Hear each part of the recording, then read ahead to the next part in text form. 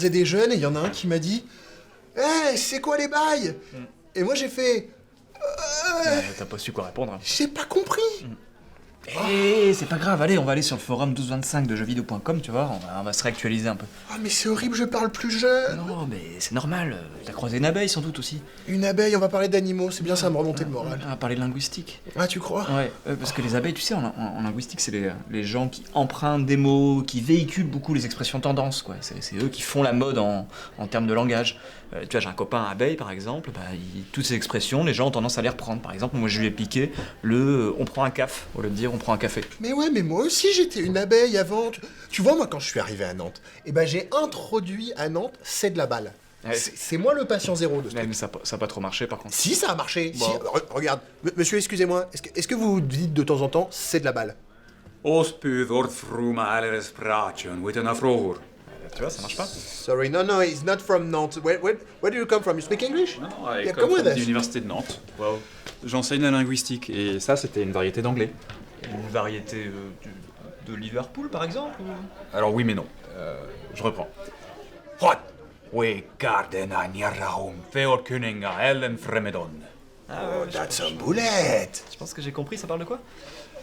Ça c'est l'incipit de Beowulf. Ah oui, non. C'était écrit au 8e siècle et c'est comment les Danois se sont couverts de gloire. Merde, j'étais pas trop, je crois. Oh, c'est trop cool. Vous parlez aussi Klingon? Ou fourche-langue? Ou elfique? Alors linguiste, ça veut pas dire que je parle toutes les langues. Oui, ça va, c'est pas une bête curieuse non plus. ça hein. va. Un chercheur. Et d'accord. Le Klingon, je baragouine un peu et je maîtrise une variante de l'elfique. Allez! Voilà, ça.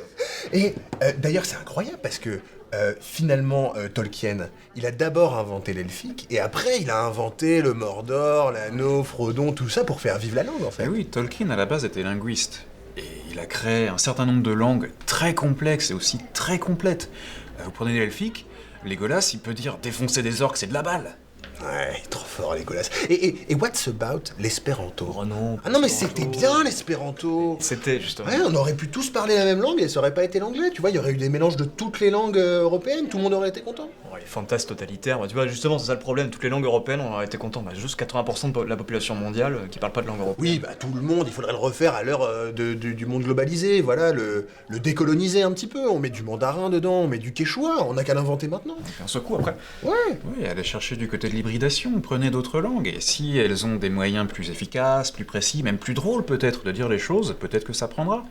En fait, c'est ça mon sujet de recherche, le bilinguisme, et comment les bilingues mélangent les langues, à tel point que parfois ils en créent un troisième code.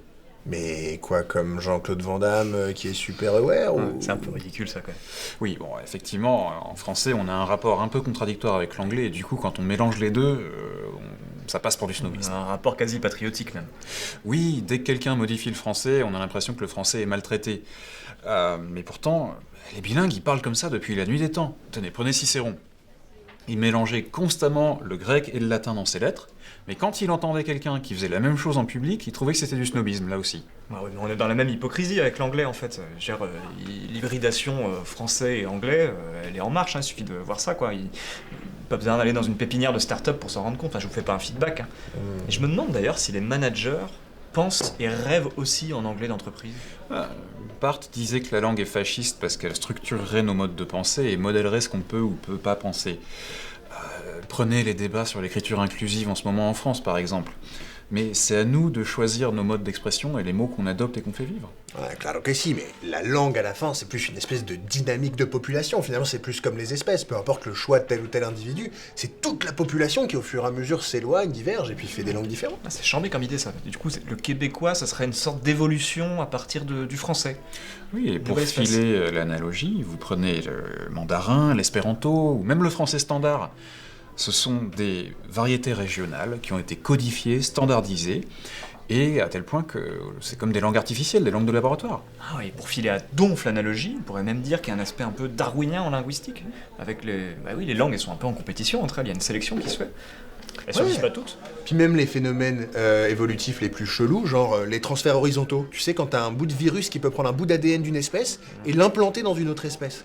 Ça fout le bazar si tu veux le représenter sous forme d'arbre, et bah ça arrive tout le temps avec les langues. Finalement, on a des mots qui viennent d'autres langues complètement différentes, et on prend juste un bout. Ah ouais, et puisqu'on est dans le chelou, il y a le basque aussi. Bah, tu vois, c'est comme dans le vivant, avec plein de cas particuliers et des exceptions. Le basque, il paraît que personne sait d'où ça vient. Non, on ne connaît pas l'origine du basque. On sait qu'elle n'a pas le même ancêtre que toutes les langues indo-européennes. Et en plus, elle a résisté à la contamination par ses voisines. Dans langue indo-européenne, on a un ancêtre commun? Oui. Les langues indo-européennes sont toutes les langues parlées en Inde et en Europe qui viennent du même ancêtre. Mais malheureusement, il a disparu avant l'arrivée de l'écriture. Mais comment on sait qu'il en existe Ah oui. C'est comme Obi-Wan à la fin de l'épisode 4, il s'est vaporisé mais il survit dans les Jedi grâce à la Force. L'indo-européen, ou plus exactement le proto-indo-européen, il survit dans les langues modernes, et c'est comme ça qu'on sait qu'il a existé, parce qu'elles sont tellement semblables qu'elles sont forcément cousines.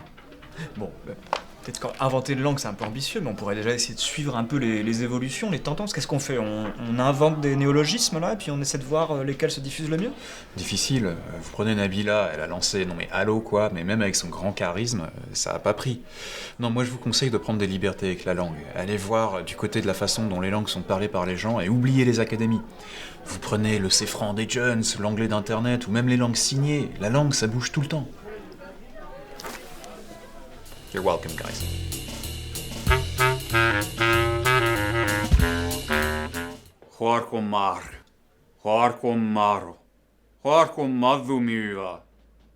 Alors ça, c'est un poème élégiaque du Xe siècle.